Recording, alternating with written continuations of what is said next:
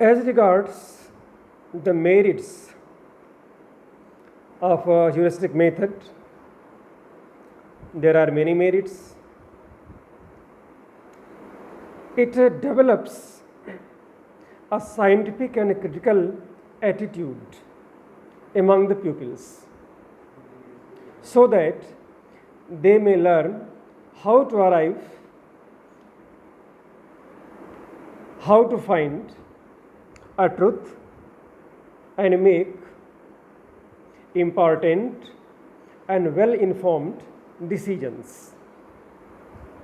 विज्ञान शिक्षण में सूचनाएं देने से काम नहीं चलेगा और बालक आगे चल कर के वैज्ञानिक चिंतन कर सके, इसके लिए उसमें वैज्ञानिक दृष्टिकोण का विकास हो, इसलिए ह्यूरिस्टिक मेथड आवश्यक है और यह इसकी मेरिट है।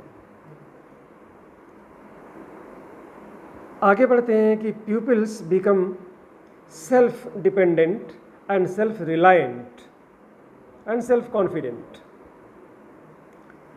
जब बच्चे खुद करके कोई नया ज्ञान सीखते हैं तो वह आत्मनिर्भर बनते हैं और उनके कॉन्फिडेंस में, उनके आत्मविश्वास में वृद्धि होती है। इसके बाद चूँकि यह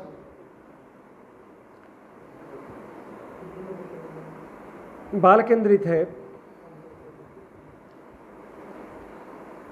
तो शिक्षक के पास तो कुछ समय होता है, and therefore individual attention of the teacher is possible in this method.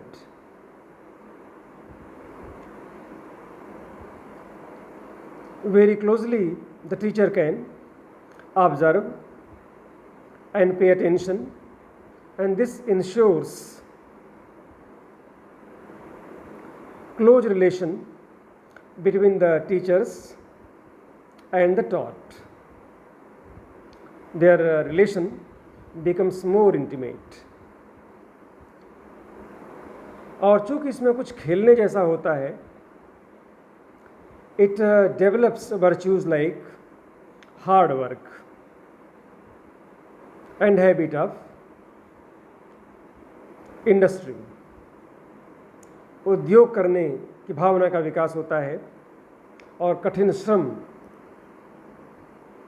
करने में बच्चों की रुचि बढ़ती है, वह श्रम की महत्ता को समझ पाते हैं।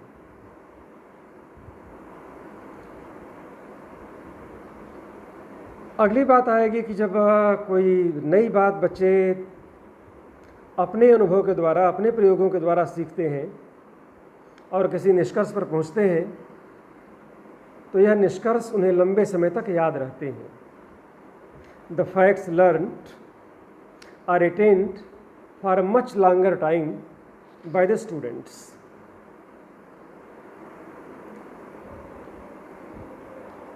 Heuristic method also prepares the child for life by giving him training in scientific method. जब हम विज्ञान की विधि की बात करते हैं तो कहीं न कहीं बच्चे अपने जीवन की भी तैयारी करते हैं। एक और अच्छी बात होती है कि अगर इस विधि को अच्छी तरह से लागू किया जाए, अपनाया जाए, तो होमवर्क देने की आवश्यकता नहीं पड़ेगी। हम और आप होमवर्क देते हैं ताकि बच्चा घर में कुछ बिजी रहे और कुछ करके आए। होमवर्क भी एक तरह का वर्क होता है, लेकिन वह वर्क जैसा लगेगा, वह काम जैसा लगेगा कि सर पे एक बोझ दिया गया है, उसको किसी तरह से हम पूरा कर लें। लेकिन अगर इसी को बदल दिया जाए और वह कार्य विद्यालय में ही किया जाए तो बच्चों को घर लौटने के बाद खेलने का समय मिलेगा, एक्सरसाइज करने का समय मिलेगा। वह भी उतना ही आवश्यक है जितना कि शैक्षिक ज्ञान। कई बार आप लोगों ने सुना होगा, मैंने दोहराया होगा कि sound mind develops in sound body.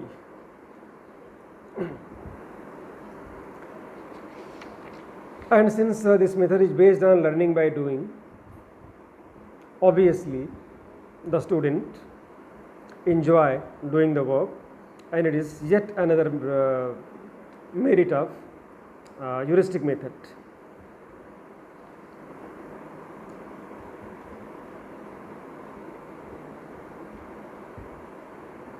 आगे बढ़ते हैं इसके लिमिटेशंस और डिफ़िकल्टीज़ जो ह्यूरिस्टिक मेथड के द्वारा पढ़ाए जाने में आती हैं उसकी भी चर्चा कर लेते हैं।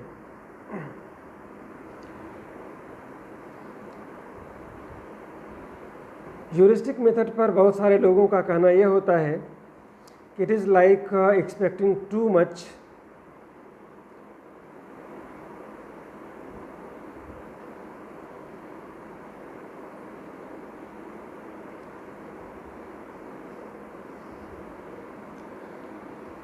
किसके द्वारा?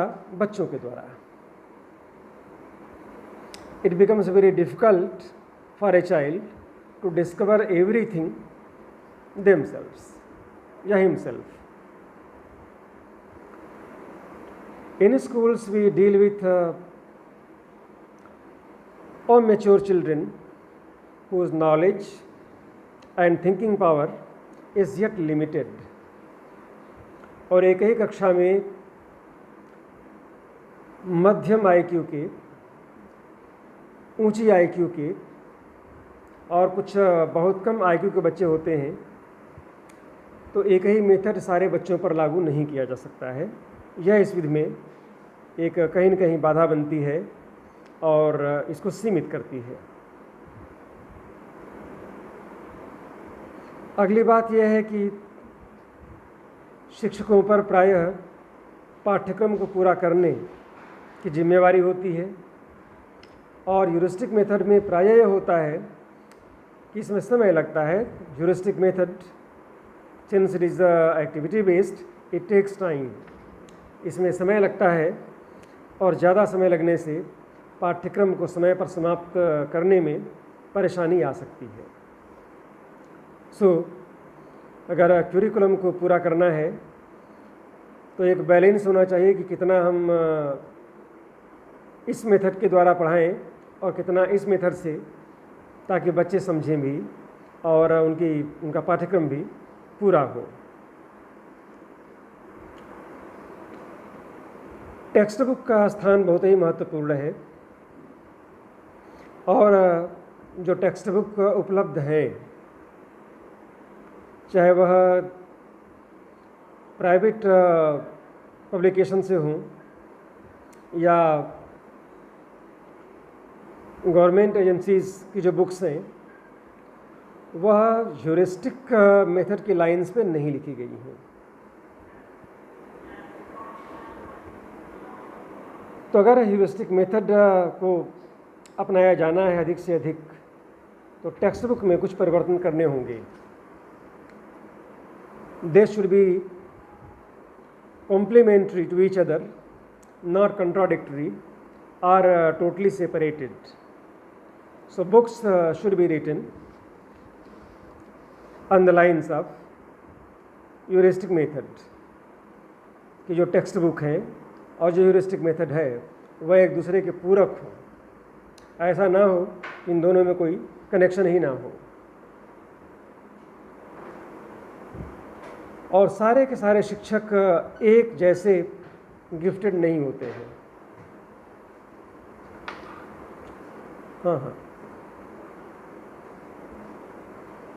तो सारे शिक्षकों से उम्मीद करना कि इस वैज्ञानिक विधि के द्वारा उसी सक्षमता से पढ़ाएंगे जितने कि कुछ गिफ्टेड टीचर, तो व्यवहार में ऐसा नहीं देखा जाता है।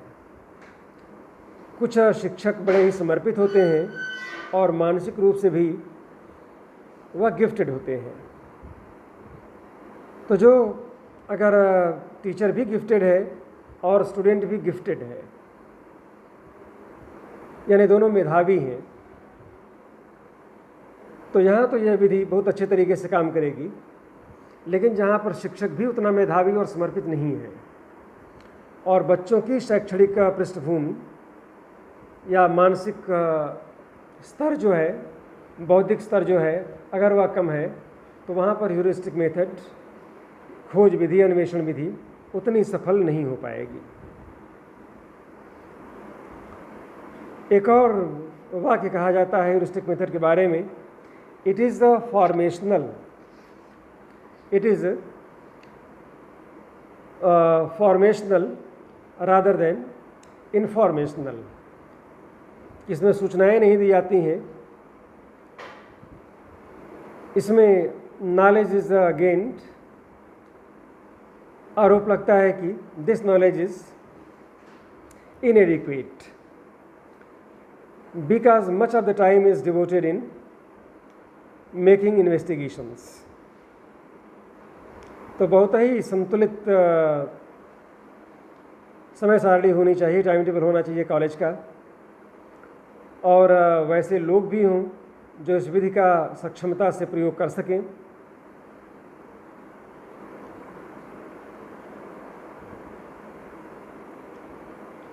और हर एक विद्यालय में वातावरण ऐसा नहीं है जहाँ पर कि खोज विधि के द्वारा शिक्षा दी जाए। भारत एक बड़ा देश है, कहने को तो रेशियो कहा जाता है कि 1:20 का हो टीचर और स्टूडेंट में, लेकिन देखा यह गया है किसी किसी कक्षा में 40, 50, 60, 70, 80 बच्चे तक भी होते हैं। तो ऐसे भीड़ भरी क्लास में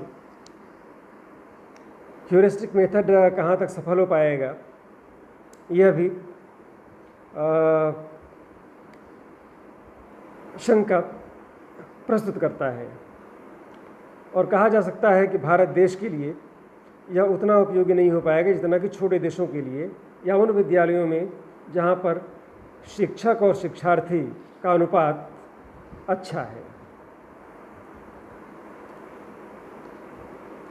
एक और बात इसमें जोड़ी जा सकती है कि है तो यह अधिकतम मेंटल ही, मानसिक है, लेकिन फिर भी एक्टिविटी के लिए कुछ न कुछ मटेरियल की आवश्यकता पड़ती है। व्याख्यान विधि में तो अधिकतम आपको चाक और डस्टर चाहिए, लेकिन इसमें कुछ और संसाधन की आवश्यकता पड़ सकती है, कुछ और रिसोर्सेज की आवश्यकता पड़ सकती है, जो आवश्यक नहीं है कि हर बच्चे के द्वारा संभव हो, या एक्टिविटी के लिए जो सामग्री चाहिए वह हर एक विद्यालय में हो ही। So like lecture method, it is not economical to some extent.